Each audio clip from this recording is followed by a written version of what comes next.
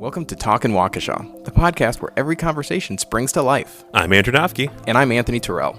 And we're your hosts for today's journey into the heart of Waukesha. Whether you're a local or just passing through, join us as we explore the stories, people, and hidden gems that make Waukesha truly special. From community events to personal anecdotes, we're here to bring you the pulse of our vibrant town. So grab your favorite beverage, sit back, and let's dive into another episode of Talkin' Waukesha, where every conversation springs to life. Welcome to episode 2 of Talkin' Waukesha. Today we are joined by Chief of the Waukesha Fire Department, Steve Howard. How you doing? I'm doing good. So we're talking with Chief Howard today because he is sadly retiring. I mean, sad for us, great for him. He's been with the city of Waukesha for 36 years, is it? Yeah, it's a little bit over 35 and a half, coming on 36 in September. We'll give it 36. 36. Cleaner to say 36. Yeah. There we go. 36. So 36 years. The last day is May 1st, or last day is... Nope, that is it. May 1st. May 1st is the last day. Well, start off by saying thank you for all your time you've dedicated to the city of Waukesha. It's been fantastic having you here, and you've been a wonderful fire chief. But we figured, while you've been here for one of the longest times out of like any employee. I think there's like a couple people that have been here for 40 years, but figured we'd have you sit down and chat with us about your time here, and let's get started. Sounds good.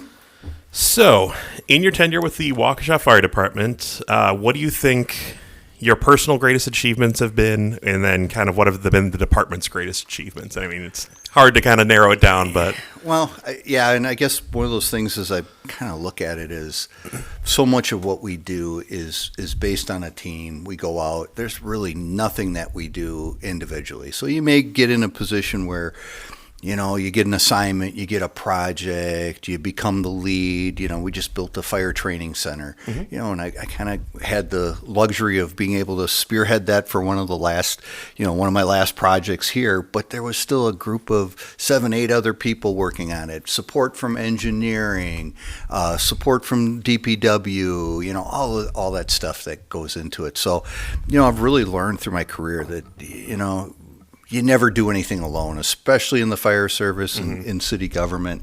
And once you kind of start to think you're doing it alone, you're probably doing something really wrong. So as far as, as far as biggest accomplishments, I'm just proud of the organization and the level of service that we're able to provide. I'm very fortunate. As you said, I've been here for 36 years. Second generation firefighter. My father actually retired so I could come on the fire department. And we've just had the opportunity to build on things over time. If you look at the fire stations that we have, the equipment, the quality of people. We've been able to continue to improve and build on things. We've got, some of the nicest equipment in fire stations in the area.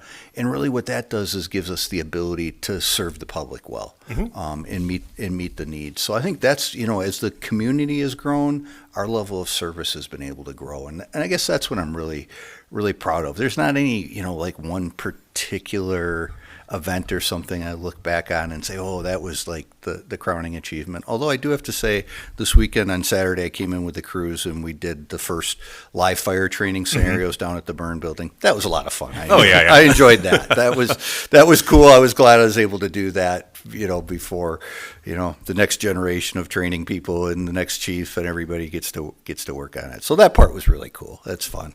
My wife often reminds me of, how cool our job is and some of the fun stuff, because, you look at a fire truck and people are like, oh, that's cool. And I just think of all the maintenance, the cost, all that type of stuff. But in the end, it's really kind of, I don't want to say toys because they're very valuable tools that we use. But, every little kid kind of at some point maybe looked at it and said, hey, that'd be fun to do. So occasionally I got to remind myself. And on Saturday, I got a chance to go.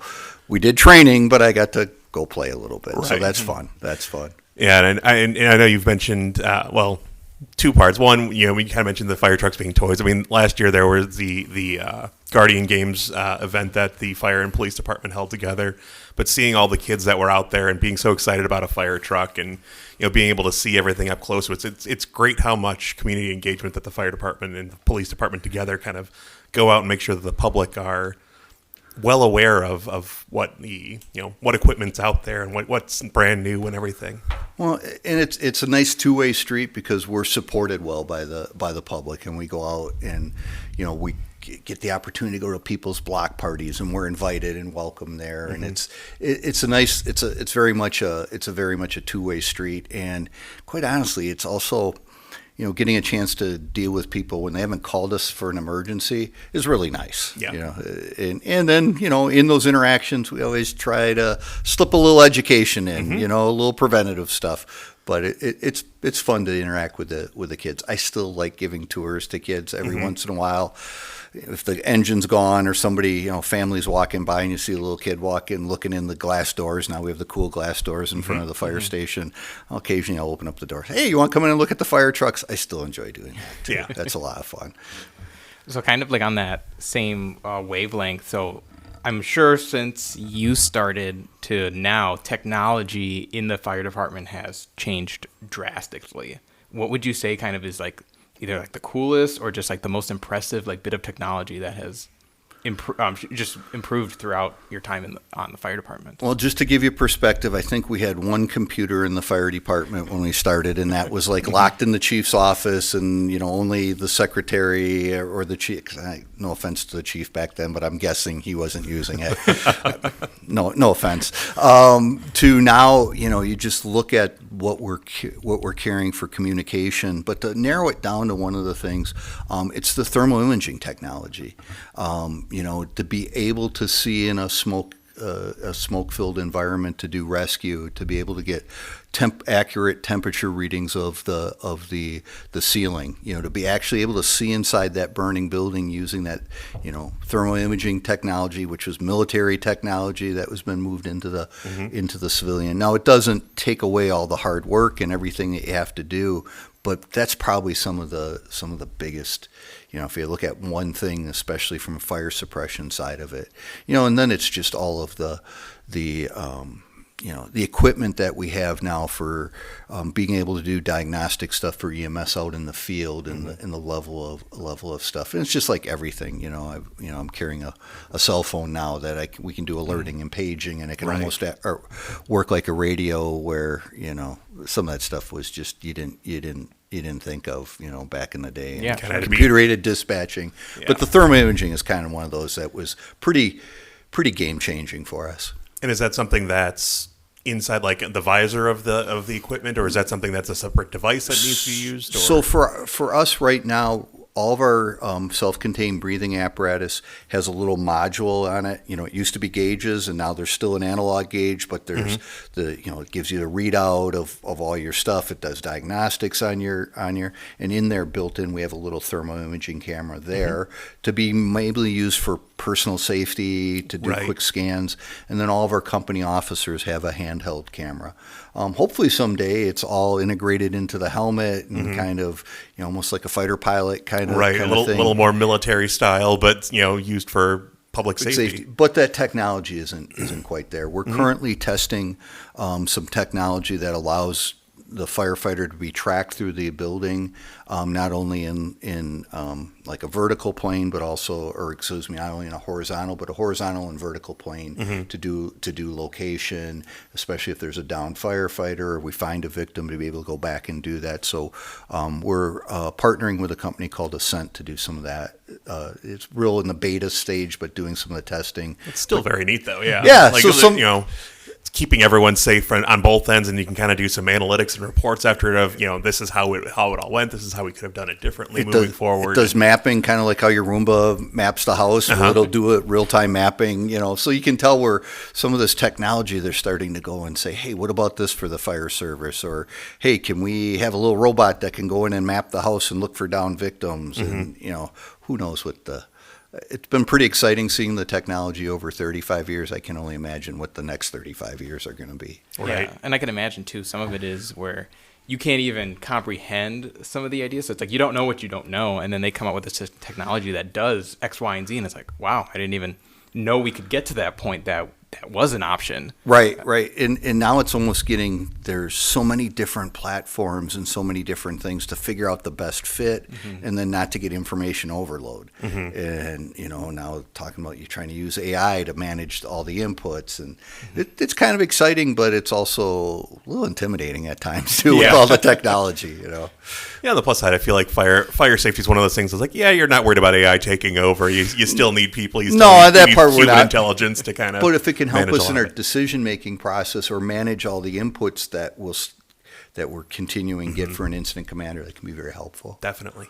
Kind of thinking about people who are perspective into the firefighting and EMT roles. What recommendations would you give, or what advice would you give to someone who is entering a career being a firefighter or EMT or hybrid of both? Sure. There's no one magic recipe that brings somebody to the fire service. There's some common trends. So, to be a firefighter or to take out an application with our department, you need to have State Firefighter 1 certification and you need to have EMT certification. So that's kind of and it used to be those, the classic route was somebody worked in the trades, worked somewhere, and then was a volunteer firefighter, and then decided, hey, they wanted to do this, and kind of started applying to full-time fire departments. Now there's a ton of paths. There's at the high school level, there's dual enrollment programs where high school seniors, instead of going to the high school, will go out to WCTC and take those certification classes that I mentioned, along with getting college credit for their associate's degree. They're fulfilling their graduation requirements. We now have unpaid interns, somebody who's looking to get into maybe somebody who went down one career path and said, geez, this isn't quite for me, and wants to get into the fire service. We have some abilities for people to affiliate with the department so that they can be sponsored to go take the Fire 1, Fire 2 classes, the EMT, doing those things. The opportunities at the VOTEC are great. But in the end, it really comes down to we need people who are good people. People have good integrity, good ethics, good value, those traditional things. And people are physically fit. It is still, with all the technology, everything we have, it is still a real hard, physically demanding job. Advancing a hose line, although my personal protective clothing, all the SCBA, all the stuff that I'm, wearing today is way different than what my dad did. It's still hot, physical, dirty work when you get right down to it. So you need that ability to do that, and that servant heart, that willing to serve people, and make some sacrifices for something that's bigger than yourself. And with those positions, do you have to have completed those EMT and Firefighter 1 classes, or can you be enrolled in them and then apply? So we do have some ability that if you're really close to completing, that you can start an application, but at a certain point in the process, you have to have it. Okay. So some of it is just managing applications. Right. So. And then do you know where people can apply? For us, yes. Right to our city website is Perfect. the best place to do that. And I assume, giving the audience I have here, that's the correct answer, right? That is the correct answer, Since you guys manage the website, so it was a bit of a loaded question. Yeah, yes. did I get the A on that one? Yep. All right, good. Shameless plug here. That's all right. There's nothing wrong with it, right? And we appreciate it. Yeah. So kind of following what you were saying too, we were talking to new people, getting them interested into fire. So in many articles over the year, you've mentioned quite a bit about mentorship. So what would you say is the best mentorship advice that you've received, and what do you believe is the best mentorship advice you've given? The given ones. So the best I've received is I've been fortunate to work with a lot of people through my career, and it's hard to pick one particular piece of advice. But I probably the best one that I received was shortly after being promoted to chief. One of the retired firefighters who I'd worked with on the line, pulled me aside and said, "Hey, Steve, you got all this administrative stuff. Don't forget the people." and be involved with the people. And that one was probably the best. I've had a lot of great advice over time, or people showing me things, and a lot of it deals with, how you treat people, how you approach things, and that servant, understanding that we're here to serve the public. And yes, there's, things that you have to take care of yourself and do all those things. But really a lot of this comes down to how we treat each other, how we treat the public. There's skill sets and there's techniques and all those things that can be learned. But if you don't have the right heart for this, it's a tough career. As far as the best advice I gave, I don't know. I hope most of my advice is good, or you hope that I lead by a positive example in how I treat people and do those things. Hopefully I'm not one of those leaders that leads by bad example. That kind of thing. I don't think I am, but hey, there's certainly days that we could use a do-over, and I think that's the other part, is having some humility. Admitting when you made a mistake and being willing to talk about it, or just sit down and say, hey, I'm sorry, I didn't think of that, or I overlooked that, and have a straightforward conversation. Mm-hmm. So then I guess maybe for whoever may be the next chief for the fire, what advice then would you give to them? Don't forget the people. Yeah. Yep. A lot, so much is about that, right? Sure. And managing that. And yes, there's always the managerial, budgeting, all those very important things, but it really comes down to the people. Yeah. Not only us, but who we serve too. And I can agree too, the couple of times, or the many times I've been in the fire department for recording videos and stuff like that, the culture there too, just between all the firefighters themselves, it's always contagious. Whereas you can tell everyone really cares about themselves and the people that they are helping as well. Whether if it is helping me with something, they're all hands on deck when I just need one person. Right. It's a really familial feel, like brotherhood and sisterhood kind of a Yes. thing. Like everyone's always there for each other, and they're always ready to help at a moment's notice, which is a fantastic feeling, especially going into public. Seeing anyone in public safety that is like, we want to help people. We're here to help people, and at all costs, really. And a lot of people work hard at that, and it's not just me by any stretch of the imagination. Yeah, I feel like, you kind of alluded to it too, but it seems like your leadership style is very much, a servant leader of making sure that, you're out there to help everyone, whether it's, someone who's brand new to the fire service and, just joined yesterday, to someone who's been here for 25 years, to someone who's in the community. It's all about, helping someone no matter what, and, leading from any level. So I'm not going to add to that one. I'm just going to agree with that one. All right. Really, I realized I could have opened that one up a little more. But so, I guess we'll try and go into a little bit bulkier meat and potatoes. So, what are your favorite memories from your career? Obviously, you've got 36 years under your belt. So, what are your favorite memories, favorite stories, experiences, hurdles you've overcome, things like that? There's always the calls and the fires, the parade, the ENR church. You can think of all, some of those big events that are, hard to forget, stick out in your mind.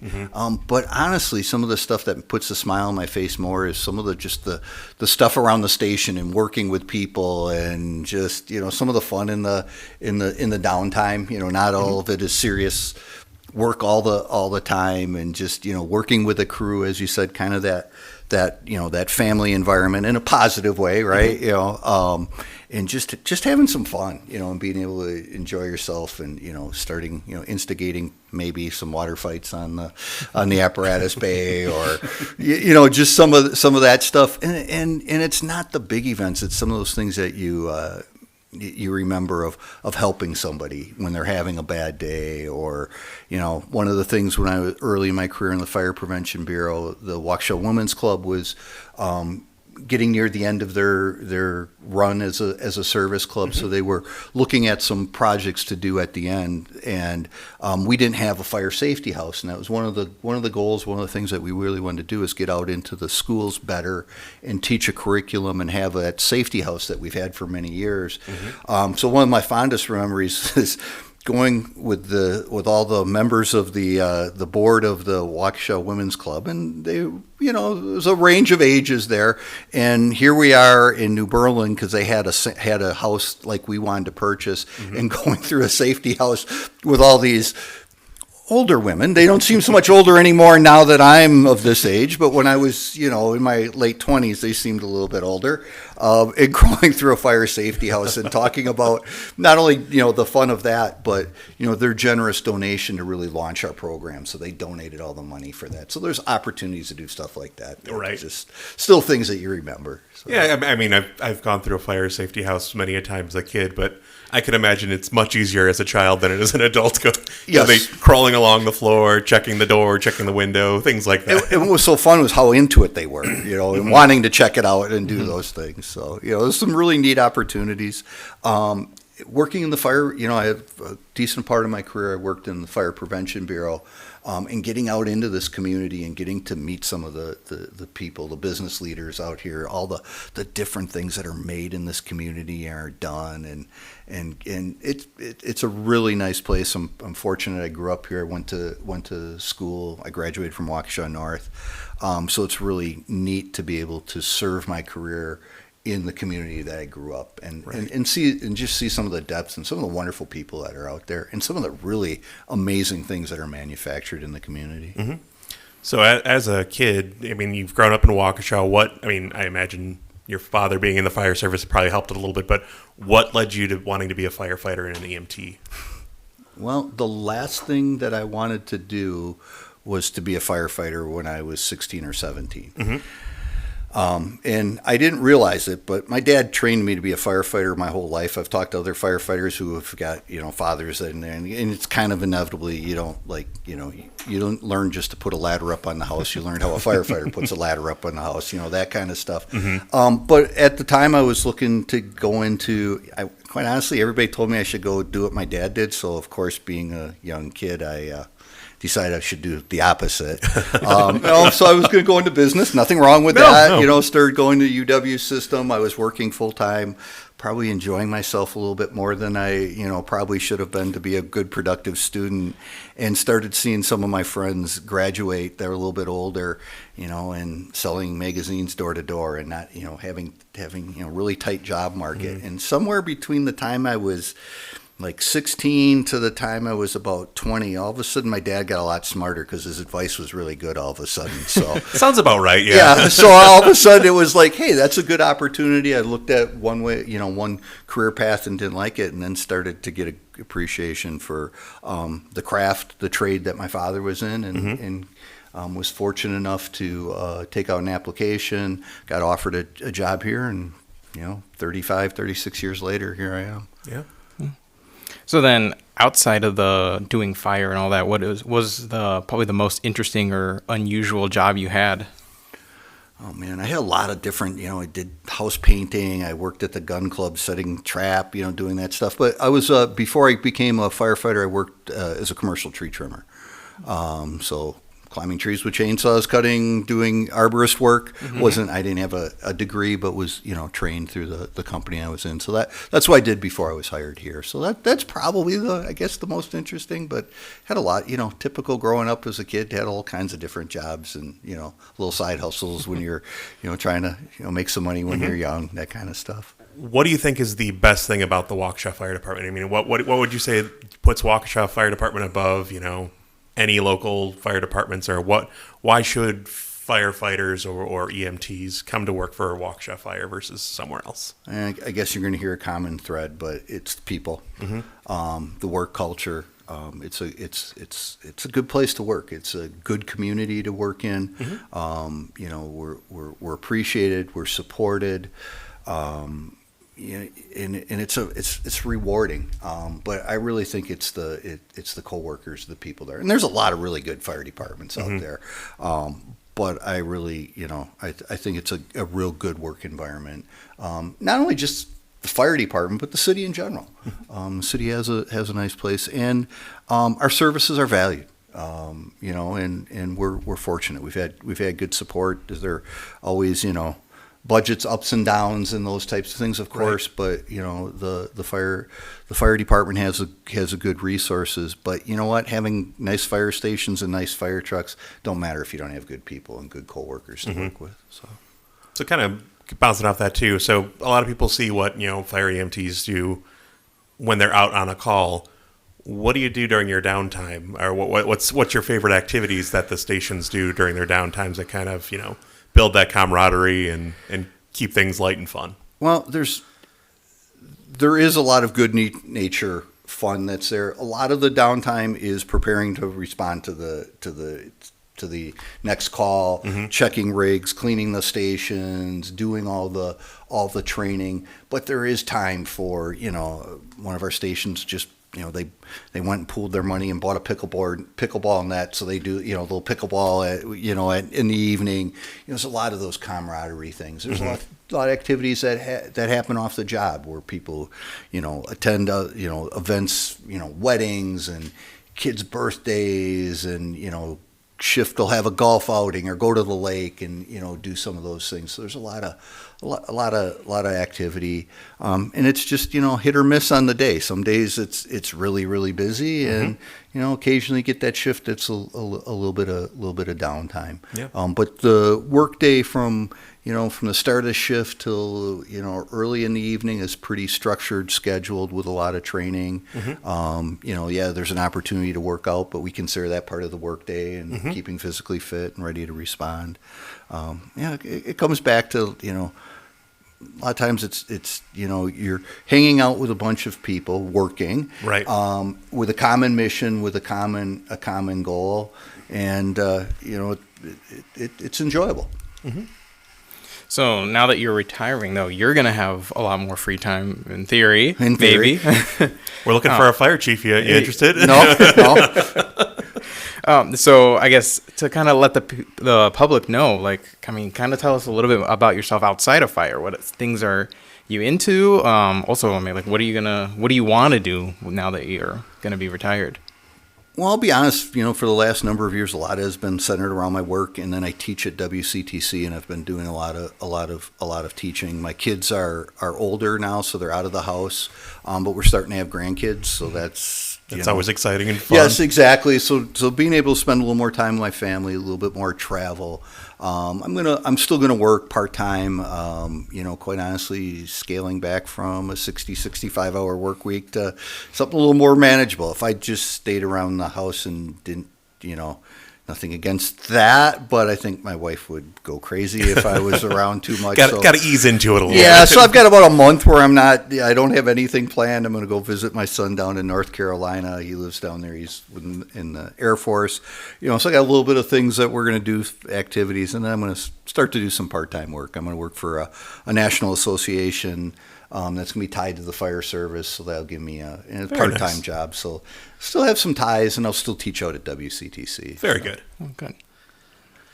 And then hopefully, golf, get on the lake, get the boat actually in the water, Yeah. fun Instead of things thinking about getting it out. Instead of thinking about it, exactly. To be fair, about 2 months from now, it'll be, maybe 70 degrees. Warm weather's just around the corner. Yeah. I hope. Knock on wood. Yeah, knock on wood, yes. So do you find yourself doing a lot of outdoor activities then when you're off the clock kind of a thing? Or? Yeah, and just being outside, getting, it seems weird, but I still cut my own wood and I don't fully heat the house, but I don't charge anything, but I do tree trimming for friends, and that kind. I just like being outside. Yeah, kind of that outdoorsman light. Yes, exactly. I like my home comforts, but also if I can self-sustain, it's kind of nice too. Yeah, spending a day outside, not in an office looking at a computer screen. Yeah. So this is something that I wanted to know, especially on TV. There is the stigma between fire versus police. So kind of what is your biggest pet peeve about how that is represented in media like that? Well, it all depends on the organization. Unfortunately, some organizations, there are, not, the two organizations don't get along that well. Thankfully, in my career, I can say, and it keeps getting better. It's kind of those things that we build. We have very good relationship and working relationship with our police department. We work very closely together on a lot of things, and our missions are very similar. Sometimes they diverge. Sometimes they have needs that are a little different than ours, but we can generally sit down and work those out, and gotten really good at doing that. So I think probably my biggest pet peeve, and I think it might even be a little bit broader, is everybody likes to rip on the government, right? And and quite honestly, our city government is very well run. I think the citizens, and I'm one of them. I pay my property taxes. And we get a lot of value for what we do. So I think that's always what kind of rips on me, is where it's assumed that there's the negative side of things, or the rivalries. And we're fortunate. We can we meet regularly with our police department. We work together well. I've really enjoyed working with Dan Thompson since he's been here. Chief Jack was great to work with. And I had an advantage because I did fire investigations, so I worked with a lot of detectives and had a very close working relationship with the police department my entire career, and have some really good friendships there. Okay. Yeah. And then, do you ever see on TV, maybe like if there is firefighters on TV where they're doing something and it's like, that's not how that's supposed to work at all? Do you ever see anything like that at all? We don't watch much fire-based stuff because my wife refuses to, because exactly that. It's like, that's not real, or that. So I really don't watch a lot of the fire-based shows, and my wife kind of is like, banned that in the house because of exactly that. That's not right. I'm like, she's just trying to watch a show. So, don't watch a lot of Chicago Fire or any of those types of things. So. Okay. But yes, there's, obviously, to make it interesting, there has to be things. Yeah, the drama of it. Or just even portraying, what a structure fire looks like. We generally can barely see our hand in front of our face in most structural firefights. Well, that doesn't make very good TV, right? Yeah. So there's, all those types of things. And I'm sure anybody in the medical profession or law enforcement or you name it, as you look at, the Hollywood type portrayal, everybody probably has that to some degree. Oh, yeah. My always comparison, I'm a musician, so anytime I see someone like trying to play guitar or a saxophone, those are the ones I play, and they're just holding it backwards, upside down, wrong, and stuff like that. Right. Yeah, right. So good. It's good to know, too, that they don't get it right anywhere. Yeah. So we had recently done a video, I guess not terribly recently, but within the last year, we did a day in life video with Sal, who's one of the firefighters there, and one of the segments had him cooking lunch for the departments. So kind of off that, is there a favorite dish that you've either learned to make or that you've had during your tenure at the fire department that you're like, this is my go-to, I always want to have that, or many dishes? And well, it's been a while since I've had to cook on shift. Okay, so that I'll start with that. But I've had some outstanding meals. But there's this belief that everybody is a good cook at the fire department, and that's not necessarily always true. But we have the advantage of is that you normally bring your A game when you're cooking for the station, right? I always relied on my grilling skills when it was my turn to do that. So I'd keep it kind of basic, but I'd go for something on the grill. I'd grill out and, do that, make sure you have a nice side dish, a good salad. We've gotten a lot healthier over the years, but it's still, some days we have some pretty good meals. But yeah, it's where you don't want to experiment with, I've seen some experimental recipes go really wrong, and, like a year later, somebody's still hearing about, hey, remember when you tried to make the X dish and it didn't turn out. So you're always bringing your A game, because you'll never hear the end of it, kind of thing, in a friendly way. Yeah. So what's your go-to grilling food then?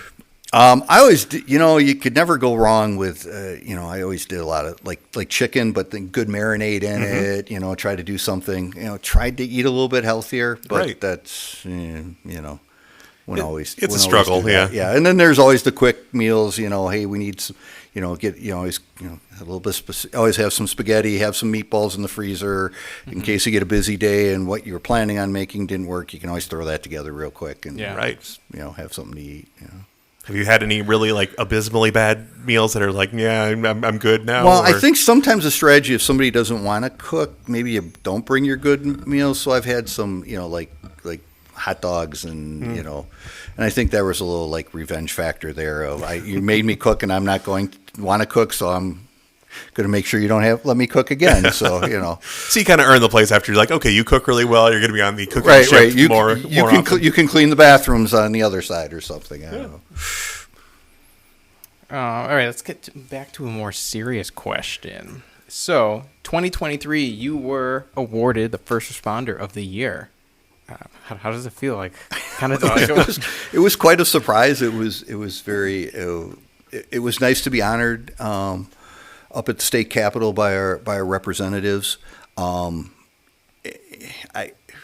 I don't know. It's hard. It's a really neat thing. I'm kind of humbled by it. For those who don't know, can you kind of explain what that award is? Yeah, so it is a public safety award that was awarded by the representatives of the state legislature for the city of Waukesha, and they seek nominations.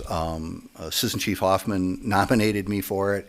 It was kind of a surprise to be awarded that. It had a really nice little ceremony up at the state capitol. My wife got to attend, and it was kind of recognizing my career and my service. So it's a very nice award to receive. I certainly wasn't seeking it out or expecting it, and it was very nice to receive. Kind of looking back at the residents again, what advice do you have for residents to make sure that their homes are fire ready, that they're ready for kind of any unfortunate situation that may occur? Two things. Looking specifically at fires, there's two things that I've seen over my career that really enhance survivability. Again, all the prevention things that we talk about, making sure you're using, if you're using extension cords, that they're rated for what they're using, we're doing, you're not overloading them, good common sense cooking things, clearance from your fireplace, handling your ashes, all the, that home safety stuff that's part of our curriculum. But if a fire occurs, there's two things that'll really have an impact on whether you're able to survive that. The first is having a working smoke detector. And I'd also kind of part with that, having a working carbon monoxide detector. Definitely. Both of those two things. And then the other thing that we see is sleeping with the doors closed. I grew up in a firefighting family. It was a sin to sleep with your door open because just simply having a door, even if it's a hollow core residential door, if that's separating you between the fire, your chances of surviving goes up tremendously. So there's a lot of public education out there to sleep with your doors closed. That's part of what we do to try to isolate. We control flow paths, but even with a you can have a pretty good fire going in the living room, and with that door closed, you have a fair chance of surviving that, right?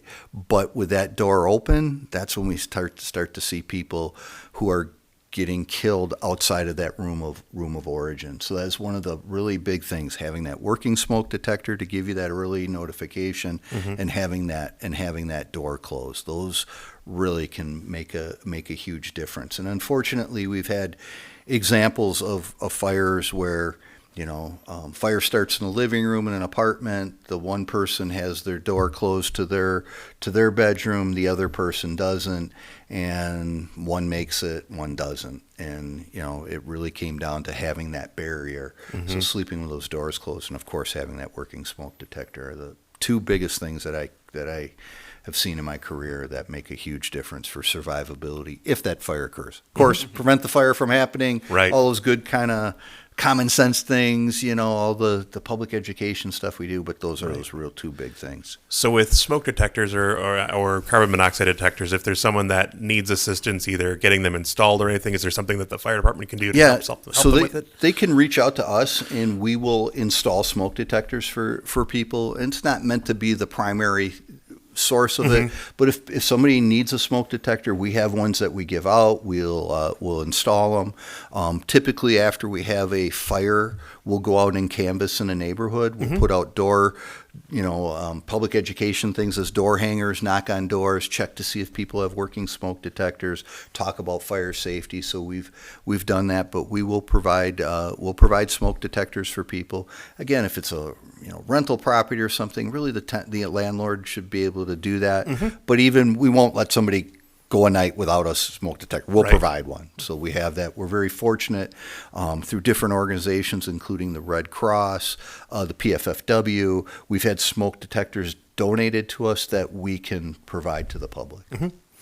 And would you, I know I've seen this, and so this is kind of I'm looking for a yes answer kind of. Would you recommend that, when people change the time for daylight savings, that's like one of the opportune times to do their fire safety checks and things like absolutely. It's normally, in the spring, check your clocks, check your smoke detector, doing those.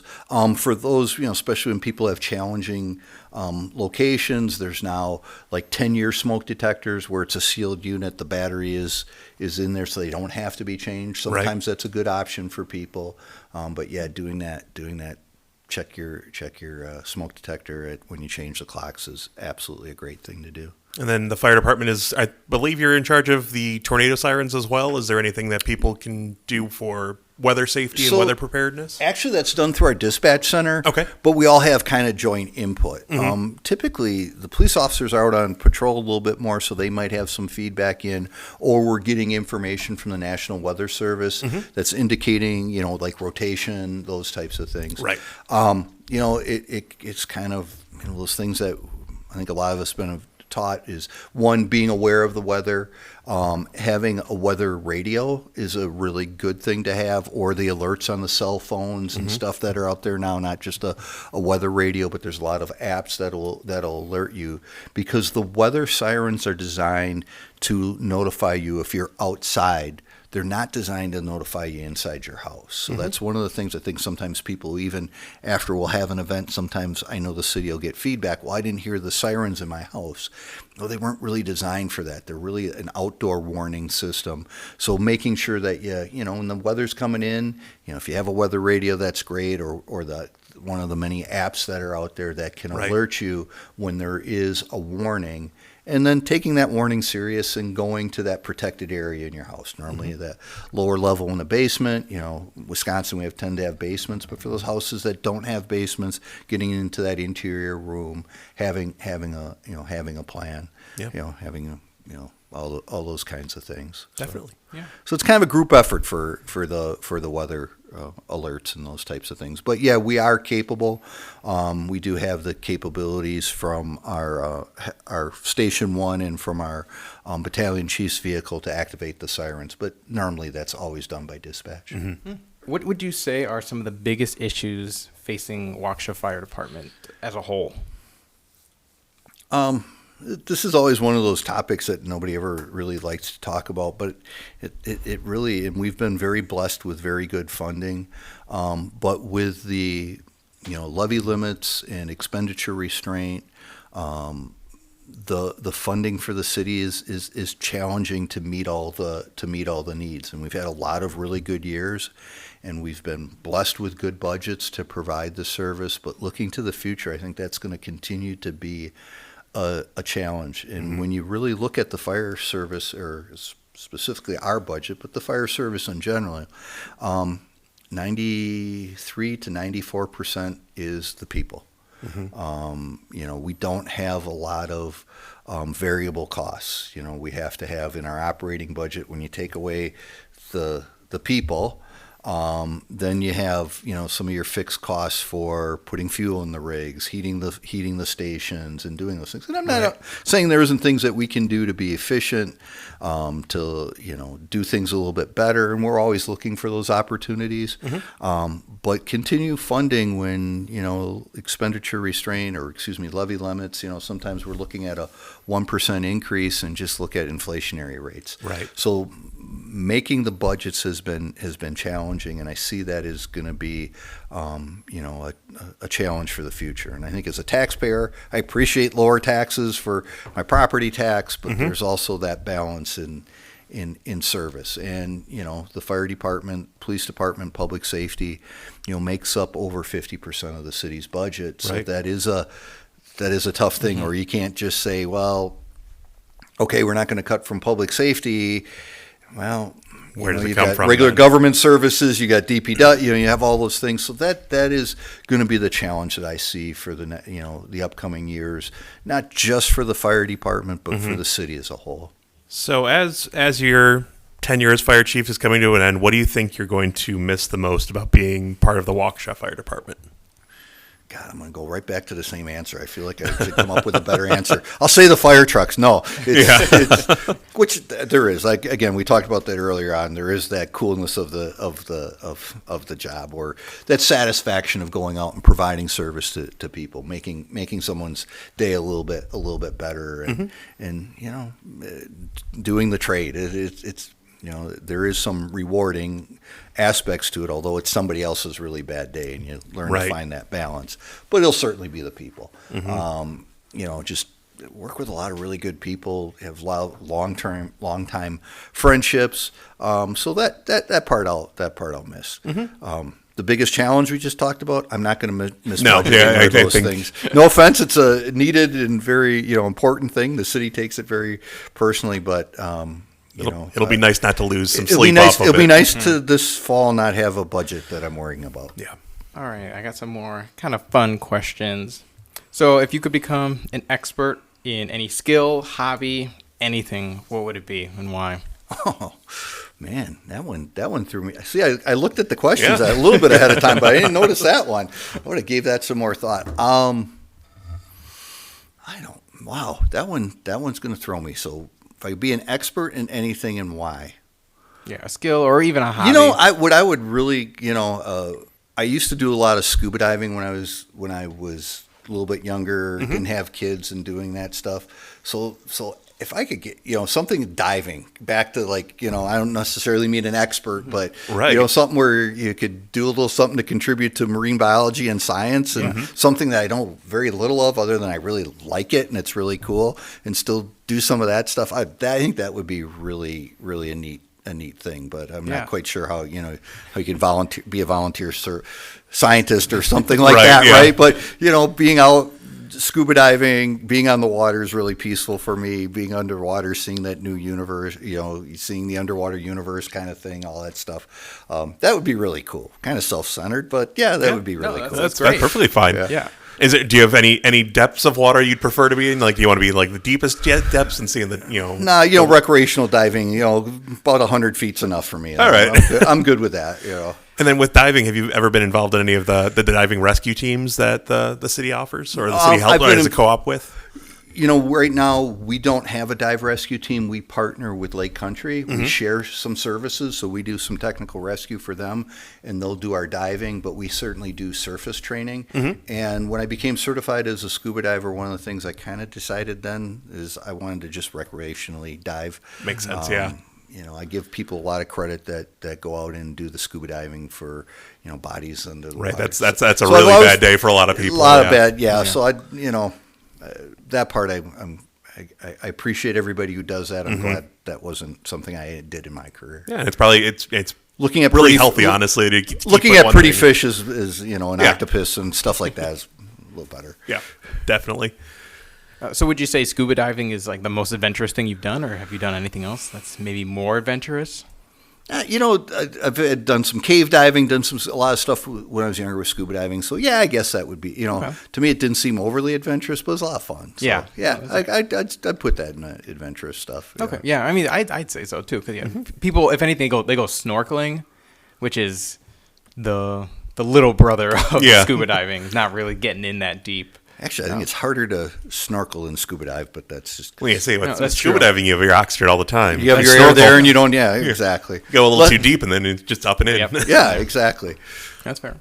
I find it... I don't know if irony is the right word, but the man who's in charge of fire loves water. Right? Oh, maybe there's something there. I don't know. There's something in there. Yeah. We'll have to do a survey of every fire chief in Wisconsin and see if they like water more than fire.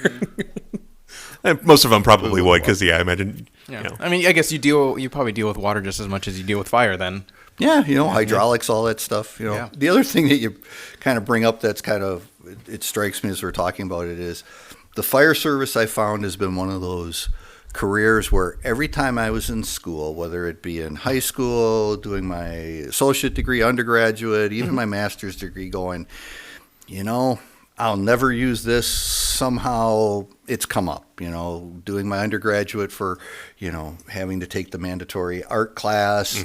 Like, I'm never going to use this. Yet then we did public art project at the station. And just, the neat thing about what we do is a lot of math, a lot of science, a lot of different things. But every time I've thought that in some class, somehow the Lord's found a way to bring that back to me and say, I told you. Yeah, it seems like fire science has gotten very almost regular to light engineering levels of stuff where you have to understand, how hydraulics work, how water pressure works, how, the science of how water is going to spray over a fire and how to, the thermodynamics of everything. One of the things that's helped us in the safety end of it is for many years, our policies, procedures, a lot of how we fought fires was based on anecdotal observations. And as engineering is blossomed in all kinds of areas, but especially fire protection engineers and studying some of that.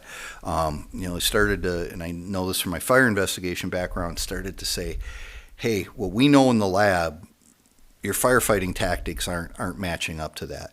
And if you think about the amount of hydrocarbons in a house, so again, going back to when my dad would fight fires, a lot of natural fibers, real wood, a lot of metal, and the BTUs per pound of household furnishings that they were capable of putting out was a lot lower than they are now. So our fires, building might be the same, but the fuel package in there has changed greatly.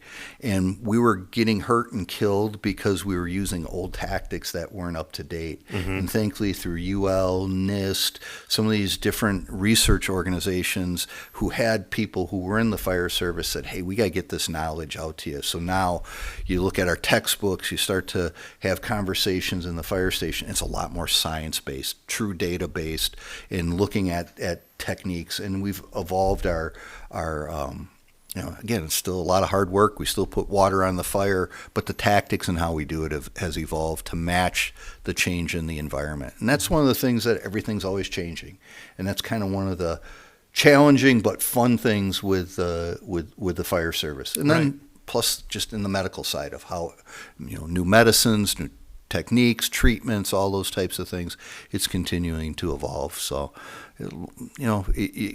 it used to be, the adage used to be, hey, if you weren't kind of smart enough to do certain things, maybe being firefighter is good, big, go break a wall, that kind of stereotype.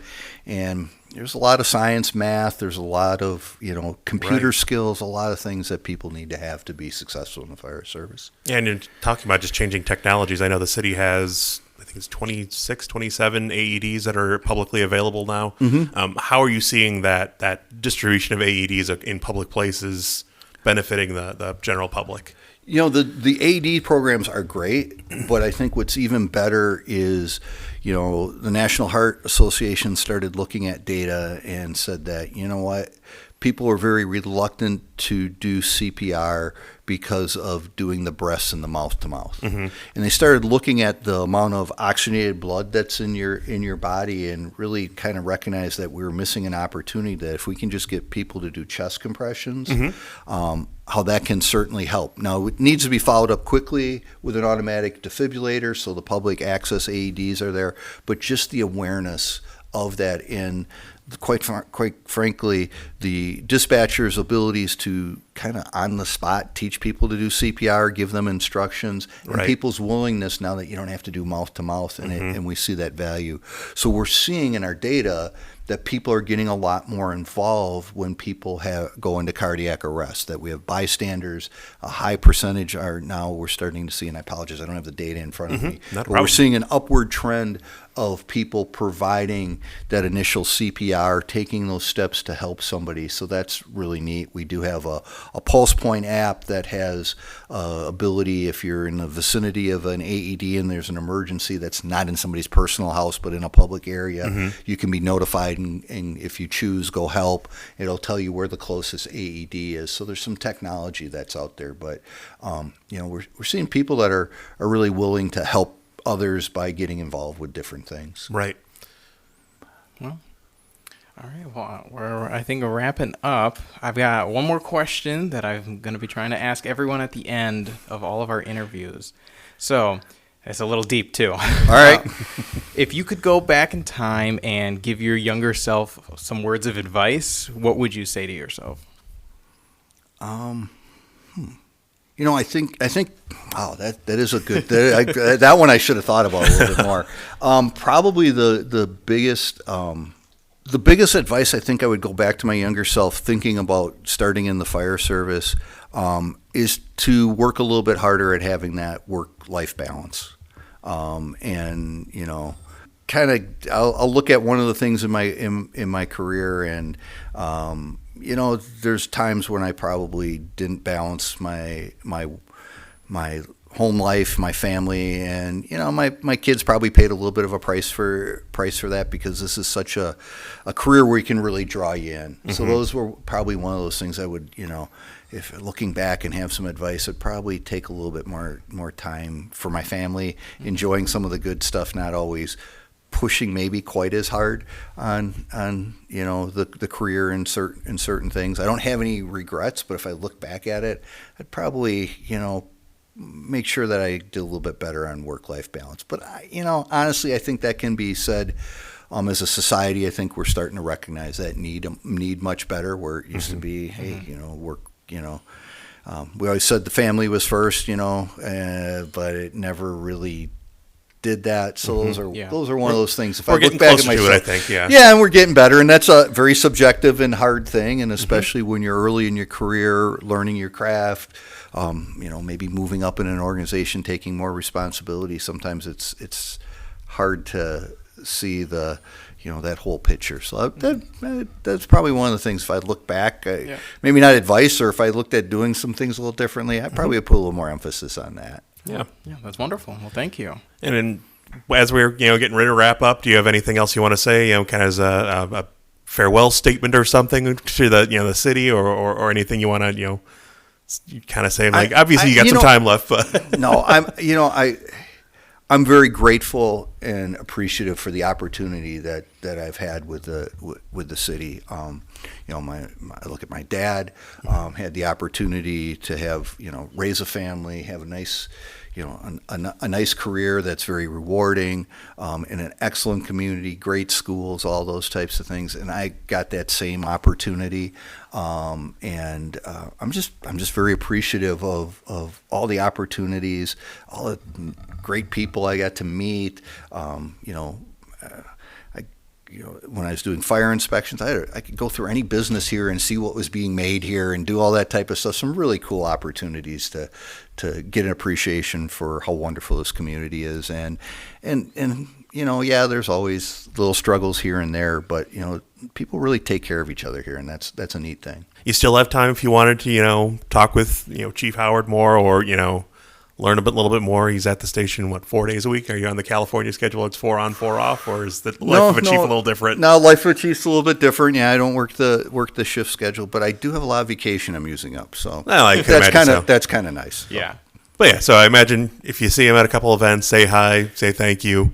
Will you be at Boots and Badges coming up here soon in early April? I think I have a conflict, but we're trying to resolve that because my granddaughter really loves going to that. So we're trying to resolve the conflict. So all right, yeah. For anyone at Boots and Badges is April 12th at Waukesha South, I believe. Yes, that's South this year. Yeah. So it's always a good time from what I've heard, and hopefully we can take back from what is it? New Berlin Brookfield combo. Yep. All right. Thank you again for spending some time with us and chatting with us about your time in Waukesha. We really, really appreciate it. Yes. Thank you very much. My pleasure. Thanks. And that's a wrap for another episode of Talkin' Waukesha. We hope you enjoyed diving into the heart of our city with us. If you have a story to share or just want to say hello, reach out to us on social media at City of Waukesha on Facebook. We love hearing from our listeners. Don't forget to subscribe, rate, and leave a review if you enjoyed the conversation. It really helps us spread the word. As always, thanks for tuning in to Talkin' Waukesha, where every conversation springs to life.